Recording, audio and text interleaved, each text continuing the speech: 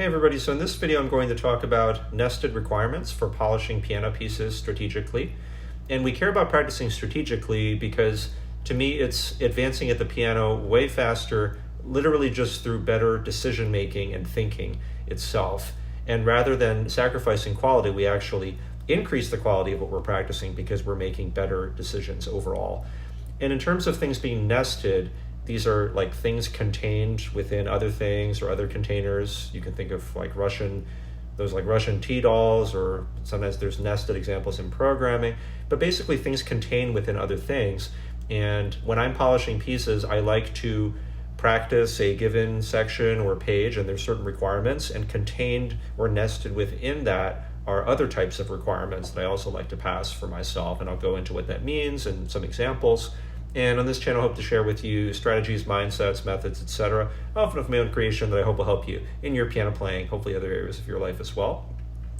So I will just speak briefly about what I mean by nested requirements, kind of already did that, what I mean by polishing, and how in general I polish pieces with these nested requirements.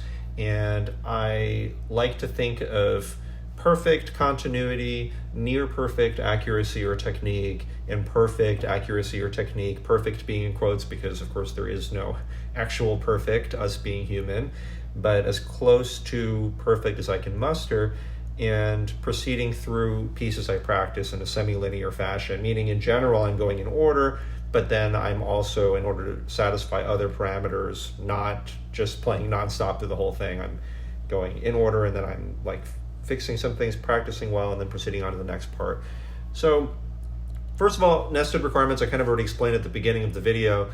In a given section, it could be that we have a certain standard of quality, and let's say that it's the lowest standard out of the standards I'm about to explain, but it's still like a pretty good or a pretty high standard. And so we have those requirements for a large section, and then contained within that, maybe you have fairly large, but maybe like originally was a whole page, and now we have like fairly large sections, maybe like 8 measure segments, or maybe there's like 2, 3, or 4 of those. And we have different requirements for these. We have stricter ones. And I would suggest even stricter ones since they're smaller than the entire page or the original thing that I said. And it could be that there's very specific parameters you have to satisfy in order to like pass those in your mind and think like, okay, that's good for now. And then it could be that nested or contained within those are even smaller sections, and some of them could be very small, and those could be your strictest parameters that are truly perfect or the highest quality that you can muster right now. And of course there could be additional nesting within that. There could be like different structures within this, but that's what I mean generally by nested requirements, just a container that contains other containers nested within the thing are other types of probably stricter requirements. And the requirements, they can be totally different depending on person to person. It might be playing with perfect dynamics, it might be playing perfectly smooth, so it could be any number of things, and there could be other special considerations as well that I won't go into probably in this video. What I mean by polishing, so I think of polishing a piece which is really, you're never really done working on a given piece of serious music, I guess, but I think of it as distinct from when we're just learning and memorizing the piece for the first time. And so this would be a piece that I already likely have fully learned and memorized, and then I'm just trying to improve it, maybe improve the tempo, or it could be improving the tempo, but it could also be that I'm just improving the accuracy, improving control, improving dynamics, improving the quality of the performances on average.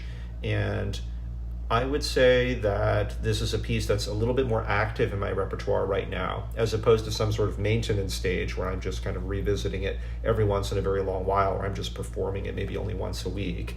So it's not in the learning stage, and it's not in the maintenance stage. It's something that I'm likely actively practicing, and I'm polishing it because I'm likely trying to improve the performances on average, or I'm trying to improve the overall musicality, accuracy, control, and get the sound that I want, etc. So I'm just trying to endlessly improve it, I would say.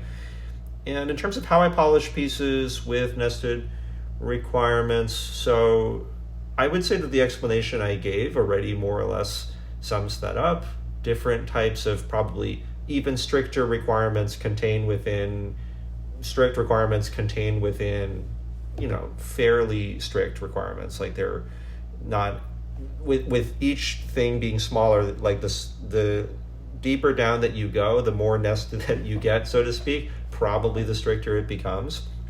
And I don't normally think about this in a very complicated way. There could be lots of strategy within this, like within each thing that I say. Of course, I may break it down, and I will break it down, separate hands. I may break it down into very small little sections.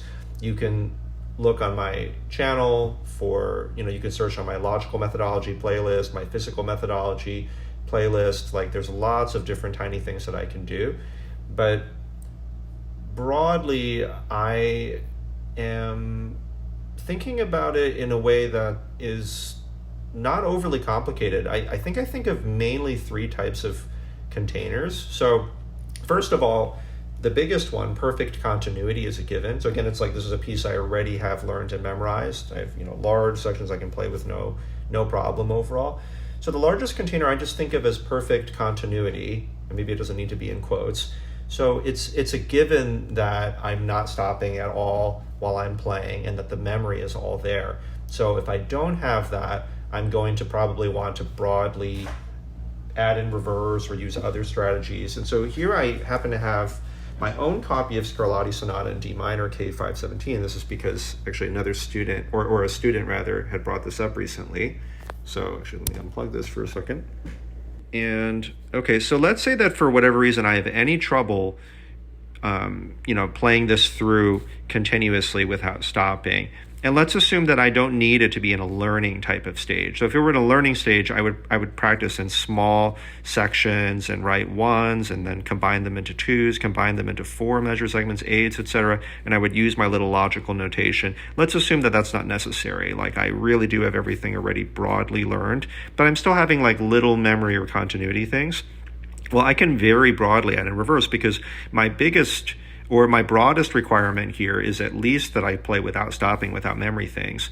And so maybe I'll review this whole page. Maybe I'll play from here into the top of the next page, or maybe I'll play to the end of this little diamond. So the end of this, I believe it's an 8 measure set or segment. So it's like 1, 2, 3, 4, 5, 6, 7, 8, plus the next note as well. So maybe I might play that. Then I might play from, could be over here. I might play like from there all the way to the same endpoint. And then I might play from just after this diamond, right? So it's like another larger grouping, all the way to the same endpoint over here. And then I might play from, it could be here, and I might not play literally to the end, like all the way to the end. Maybe I'll play it over here. I might review the ending a little bit, like the very, very end. And then I might just play then the whole page. So it's like a very broad adding in reverse strategy. And it probably won't be necessary for me to split it separate hands because it's not that difficult for me and I know it pretty well. And so this would probably broadly satisfy this like perfect continuity idea. So I'm not stopping at all. I don't have any kind of memory issues. Now, within this, I have another parameter or container that's nested within that I would consider to be like near perfect accuracy or technique. And so some of those larger sections I just showed you, what does near perfect mean? Maybe it means that I've missed only like a single note, or like maybe 1 or 2 notes, or I've like slightly smudged something. And maybe I feel like I feel very relaxed overall, but there's just this one part where I don't really feel like it's like absolute mastery. I feel like it's like fine.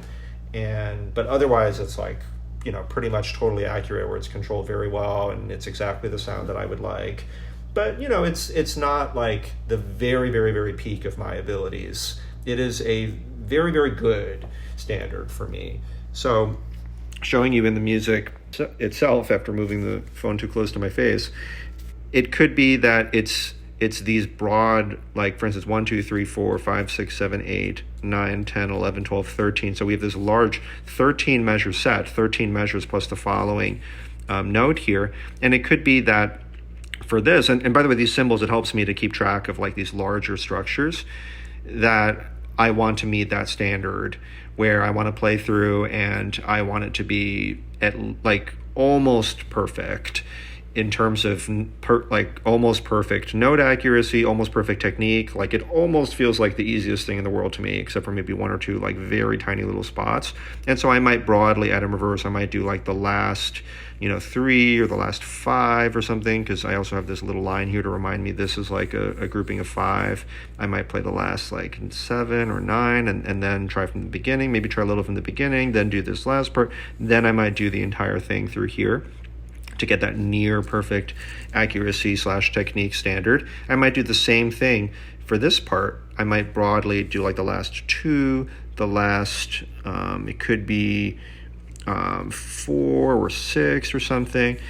And then I can broadly add in reverse. Maybe I'll do some separate hands practice as well too. And then the result will be that I can play from here to here with near perfect accuracy. And I might do the same with this 1, 2, 3, 4, 5, 6, 7, 8, and then add this following note. I might add in reverse that 8 measure set to get that near perfect standard. Or it could be that this piece, hypothetically, let's pretend that it's like really hard for me, and honestly this piece is okay for me. It's all right overall. But maybe if I'm playing like at the fastest speed, because it is marked prestissimo, as fast as possible, essentially. So maybe at that fastest speed, even the near perfect accuracy standard, maybe I have to relax it a bit. Maybe I can only get near perfect in like, let's say like 4 measure sets, which would be, or no, this is a 5 measure set, 1, 2, 3, 4, 5 measure set. Maybe I can only get near perfect in a 4 measure set, 5 measure set rough equivalent. And in that case, for each 5 or 4 or whatever that I did not play up to that standard, I could broadly add in reverse, break it separate hands, use spaced repetition, use all of the techniques that you may have seen on my channel in order to get the result that I am looking for. And so that would be the second strictest type of requirement.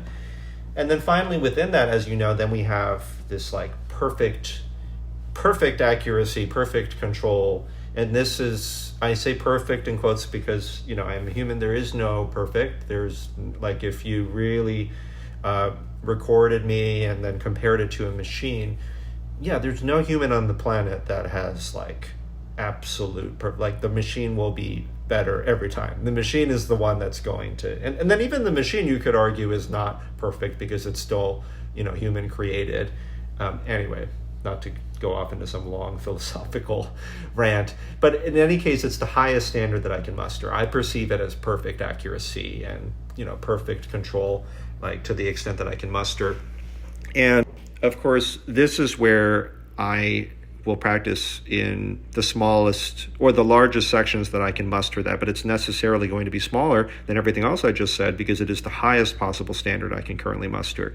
And so it might be that hypothetically these first 4 measures, when I'm just playing like right hand alone, that I do play that with like really perfect accuracy or whatever. And if I did not, then I could add in reverse and play the last 1 or 2, but probably that one would be fine for me.